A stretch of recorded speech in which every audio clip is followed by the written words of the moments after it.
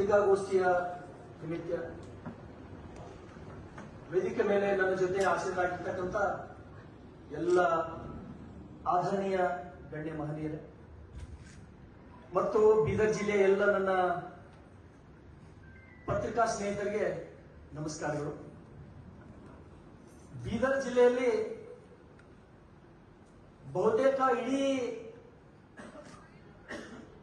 ಮಾನವ ಕುಲ ತಲೆ ತಗ್ಗಿಸ್ತಕ್ಕಂಥ ಘಟನೆಯ ವಿರುದ್ಧ ನಾವು ಪತ್ರಿಕಾಗೋಷ್ಠಿಯನ್ನ ಹಮ್ಮಿಕೊಂಡಿದ್ದೇವೆ. ನಮ್ಮ ಜಿಲ್ಲೆಯ ಅಧ್ಯಕ್ಷರು ಸೋಮನಾಥ್ ಪಾಟೀಲ್ ಅವರು ಅನೇಕ ದಶಕಗಳ ಹಿಂದೆ ನಡೆದಂತಹ ಅಜ್ಮೀರ್ನ ಪ್ರಕರಣವನ್ನ ಹೋಲಿಕೆ ಮಾಡಿ ಅವರ ವಿಚಾರವನ್ನ ವ್ಯಕ್ತಪಡಿಸಿದರು. ಅಲ್ಲಿ ಕೂಡ ಸುಮಾರು 200 ವಿದ್ಯಾರ್ಥಿಗಳ ಮೇಲೆ 18 ಜನ ಆರೋಪಿಗಳು. ಈ ದೇಶದ ಇತಿಹಾಸದಲ್ಲಿ ಅದೊಂದು ಬಹುದೊಡ್ಡ ಕೆಟ್ಟ ಘಟನೆ. ಅಲ್ಲಿ 200 ಜನ 18 ಜನ ಆರೋಪಿಗಳು. ಇಲ್ಲಿ ಸುಮಾರು 30ರಿಂದ 40 ಅಮಾಯಕ ವಿದ್ಯಾರ್ಥಿಗಳು, ಇಲ್ಲ ಒಬ್ಬ ರೈಸೆ. ನನಗೆ ತಿಳಿದ ಹಾಗೆ ಒಬ್ಬ ವ್ಯಕ್ತಿಯಿಂದ 30ರಿಂದ 40 ಅಮಾಯಕ ವಿದ್ಯಾರ್ಥಿಗಳ ಮೇಲೆ ಇಂಥ ಪ್ರಕರಣ, ಇದು ಅಜ್ಮೀರ್ಗಿಂತ ಏನು ಕಡಿಮೆ ಏನಲ್ಲ. ನಾನು ಮಾಧ್ಯಮದ ಮುಖಾಂತರ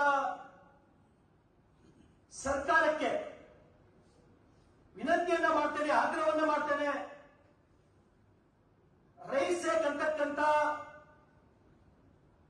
ಶಿಕ್ಷಕನ ಮುಖವಾಡವನ್ನು ಹಾಕಿಕೊಂಡಂತ ವಿಕೃತಗಾಮಿ ಅವನು ಯಾರು? 40 ವಿದ್ಯಾರ್ಥಿಗಳ ಮೇಲೆ ಇಂಥ ದುಷ್ಕೃತ್ಯ ಮಾಡಲಿಕ್ಕೆ ಪ್ರಯತ್ನ ಮಾಡುವಂತಹ ದುಷ್ಟ ವ್ಯಕ್ತಿ ಬರೀ 8 ದಿವಸದಲ್ಲಿ ಈ ಸಾಹಸ ಮಾಡಲಿಕ್ಕೆ ಸಾಧ್ಯ ಇಲ್ಲ. ಅವನು ಹ್ಯಾಬಿಚುವಲ್. ಅವರು ಯಾವ ರೀತಿ ನಾವು ವಿಕೃತಗಾಮಿ ಉಮೇಶ್ ರೆಡ್ಡಿ ಅಂತ ಕೇಳಿದ್ದೀವಿ. ಸುಮಾರು ವರ್ಷಗಳಿಂದ 16 ವರ್ಷಗಳಿಂದ ಈ ಕೃತ್ಯ ಮಾಡ್ಕೊತ ಬಂದಿರ್ತಾನೆ ಅವನು. ಹಾಗಾಗಿ ಈ ತಪ್ಪು ಯಾರ್ದು, ಯಾರು ಹೊಣೆ? ಇಂಥ ದುರ್ಘಟನೆ ನಡೆದರೂ ಕೂಡ ಸಂಬಂಧಪಟ್ಟಂತ ಆಡಳಿತ ಮಂಡಳಿ ಏನು ಮಾಡುತ್ತಿತ್ತು? ಆಡಳಿತ ಮಂಡಳಿ ಕಣ್ಣು ಮುಚ್ಚಿಕೊಂಡು ಕೂತಿದ್ದೇನು? ಆ ಆಡಳಿತ ಮಂಡಳಿಯಲ್ಲಿ ಯಾರಾದ್ರೂ ಒಬ್ಬರು ಅಥವಾ ಇಬ್ಬರು 100ಕ್ಕೆ 100 ಗದ್ದಾರ ಮತ್ತು ಅವರಿಗೆ ಬೆಂಬಲದ. ನಾನು ಎಲ್ಲ ಆಡಳಿತ ಮಂಡಳಿ ಮೇಲೆ ಆರೋಪ ಮಾಡಲ್ಲ. ಅಲ್ಲಿರ್ತಕ್ಕಂಥ ಆಡಳಿತ ಮಂಡಳಿ 95% ಜನ ಒಳ್ಳೆಯವರೇ, ಬುದ್ಧಿಜೀವಿಗಳೇ. ಆದ್ರೂ ಒಬ್ಬರು ಅಥವಾ ಇಬ್ಬರು ಆಡಳಿತ ಮಂಡಳಿಯ ನಿರ್ದೇಶಕರು ಗದ್ದಾರರು, ಅವನು ಬೆಂಬಲಕರ. ಹಾಗಾಗಿ ಇದಕ್ಕಾಗಿ ಒಂದು ವಿಶೇಷ ತಂಡ ರಚನೆ ಆಗಬೇಕು. ತಂಡ ರಚನೆ ಆಗೋದ್ರ ಜೊತೆಗೆ ಅವನು ಮೂಲ ಭಾಲ್ಕಿಯವಂತ ನಾವು ಕೇಳಿವಿ. ಆ ಭಾಲ್ಕಿಯಿಂದ ಅವನಿಗೆ ಇಲ್ಲಿಗೆ ಯಾರು ತಂದರು? ಯಾರು ಇನ್ಫ್ಲೂಯೆನ್ಸ್ ಅವನಿಗೆ ಮಾಡಿದ್ರು? ಅಥವಾ ಹಿಂದೂ ಸಮಾಜದ ಅನೇಕ ವಿದ್ಯಾರ್ಥಿಗಳಿಗೆ ಬಲಿ ಕೊಡ್ಬೇಕಂತ ಹೇಳಿ ಏನಾದ್ರೂ ಅವ್ರು ಉದ್ದೇಶಿಸ್ತೇನೋ ಅಂತಕ್ಕಂಥದ್ದು ಗಂಭೀರವಾಗಿ ತನಿಖೆ ಆಗಬೇಕು, ಚರ್ಚೆ ಆಗಬೇಕು. ಈಗಾಗಲೇ protection of childrens from sexual offences act 2012 ಅಡಿಯಲ್ಲಿ ಅವನಿಗೇನು ಕಾನೂನಿನ ಅಡಿಯಲ್ಲಿ ಕಠಿಣ ಶಿಕ್ಷೆ ಆಗಬೇಕು, ಜೀವಾವಧಿ ಶಿಕ್ಷೆ ಆಗಬೇಕು, ಗಲ್ಲು ಶಿಕ್ಷೆ ಆಗ್ಬೇಕಂತ ಹೇಳಿ ಬಸವ ಕಲ್ಯಾಣದ ಒಬ್ಬ ಶಾಸಕನಾಗಿ ನಾನು ಆಗ್ರಹ ಮಾಡ್ತೇನೆ. ಇವತ್ತು ನಾವೆಲ್ಲರೂ ಗುರುವಿನ ಗುಲಾಮನಾಗುವ ತನಕ ದೊರೆಯರನ್ನ ಮುಕ್ತಿ ಅಂತ ಹೇಳಿ ನಂಬಿ ನಾವು ನಮ್ಮ ಮಕ್ಕಳಿಗೆ ನಾವು ಶಾಲೆಗೆ ಕಳಿಸ್ತೀವಿ. ಇದು ನೋಡಿದ್ರ ಏನಪ್ಪಾ ಇದು, ಒಬ್ಬ ಶಿಕ್ಷಕ ಈ ರೀತಿ ಮಾಡಬಹುದಾ?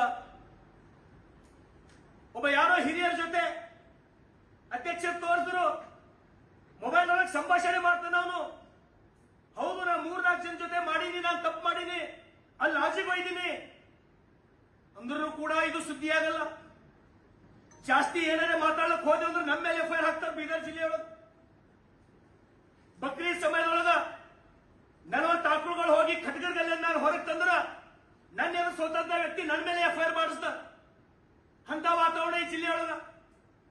ಸಾಮಾನ್ಯ ಜನ ಬದುಕಬಾರ್ದ ಈ ಜಿಲ್ಲೆಯೊಳಗ. ನಮ್ಮ ಮಕ್ಕಳು ಶಾಲೆಗೆ ಹೋಗ್ಬಾರ್ದ ಹಂಗಾದ್ರ, ನಮ್ಮ ಹೆಣ್ಮಕ್ಳಿಗೆ ನಾವು ಶಾಲೆಗೆ ಕಳಿಸಬಾರ್ದ ಇಂಥ ವಾತಾವರಣದೊಳಗ. ಹಾಗಾಗಿ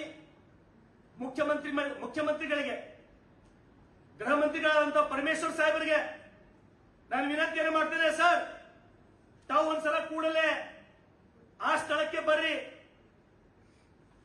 ಇದು ಸಣ್ಣ ಘಟನೆ ಅಲ್ಲ, ಇದು ಬಹುದೊಡ್ಡ ಘಟನೆ. ಈ ಪ್ರಕರಣವನ್ನು ಅತ್ಯಂತ ಗಂಭೀರವಾಗಿ ತಾವು ತೆಗೆದುಕೊಂಡು ತನಿಖೆ ಪ್ರಾರಂಭ ಮಾಡ್ರಿ, SIT ರಚನೆ ಮಾಡ್ರಿ. ಬರೀ ಒಬ್ಬ ರೈಸ್ ಏಕ್ನಿಂದ ಇದು ಮಾಡ್ಲಿಕ್ಕೆ ಸಾಧ್ಯ ಇಲ್ಲ. ಆಡಳಿತ ಮಂಡಳಿಯೊಳಗೆ ಯಾರೇ ಒಬ್ಬಿಬ್ರು ಅವ ಹಿಂದಿ ರೀತಿ ತಪ್ಪು ಮಾಡಿದ್ರು ಅವನು ಬೆಂಬಲಕ್ಕೆ ನಿಂತು ಅವನಿಗೆ ಉಳಿಸ್ತಕ್ಕಂತ ಕೆಲಸ ಮಾಡ್ಯಾರ. ಅಲ್ಲಿ ಸಾಕಷ್ಟು ಜನ ಒಳ್ಳೆಯವರು ಹೊರ, ಒಳ್ಳೆಯವರಿದ್ದವ್ರು ತಪ್ಪು ಭಾವಿಸಬಾರ್ದು. ಯಾವ ನಿರ್ದೇಶಕ ತಪ್ಪು ಮಾಡಿ ಅವನು ಬೆಂಬಲಕ್ಕೆ ನಿಂತಾನ ಅವನಿಗೂ ಕೂಡ ಶಿಕ್ಷೆ ಆಗ್ಬೇಕು. ಯಾಕಂದ್ರ ವಿದ್ಯಾರ್ಥಿಗಳು ಬೆಳೆದ ಏನೋ ಜೀವನ ಕಡ್ಕೋಬೇಕಂತ ವಿದ್ಯಾರ್ಥಿಗಳ ಮೇಲೆ ಈ ರೀತಿ ಬಲಾತ್ಕಾರ, ಅನ್ಯಾಯ, ಅತ್ಯಾಚಾರ ಬಹುತೇಕ ಮಾನವ ಕುಲ ಇದಕ್ಕೆ ಸಹಿಸಲಿಕ್ಕಾಗಲ್ಲ. ಹಾಗಾಗಿ ಸರ್ಕಾರದ ಮೇಲೆ ಜಿಲ್ಲಾ ಉಸ್ತುವಾರಿಗಳ ಮುಖಾಂತರ ಜಿಲ್ಲಾ ಉಸ್ತುವಾರಿ ಸಚಿವರು ಕಣ್ಮುಚ್ಚಿ ಕೂಡಲಾರದೆ ಈ ವಿಷಯವನ್ನ ಗಂಭೀರ ಪರಿಗಣನೆ ಮಾಡಿ, ಇದಾದ ನಂತರ ಇಡೀ ಬೀದರ್ ಜಿಲ್ಲೆಯಲ್ಲಿ ಅಷ್ಟೇ ಅಲ್ಲ, ಇಡೀ ನಾಡಿನಲ್ಲಿ, ಇಡೀ ದೇಶದಲ್ಲಿ ಇಂಥ ಕೆಟ್ಟ ಪ್ರಕರಣಗಳು ಮತ್ತೊಂದು ಕಡೆ ಆಗಬಾರ್ದು. ಆ ರೀತಿ ತಾವು ಕಠಿಣ ಕಾನೂನುಗಳನ್ನ ತರ್ರಿ ಅಂತಕ್ಕಂಥದ್ದು ತಮ್ಮ ಮಾಹಿತಿಗೆ ತರುತ್ತಾ, ವಿಶೇಷವಾಗಿ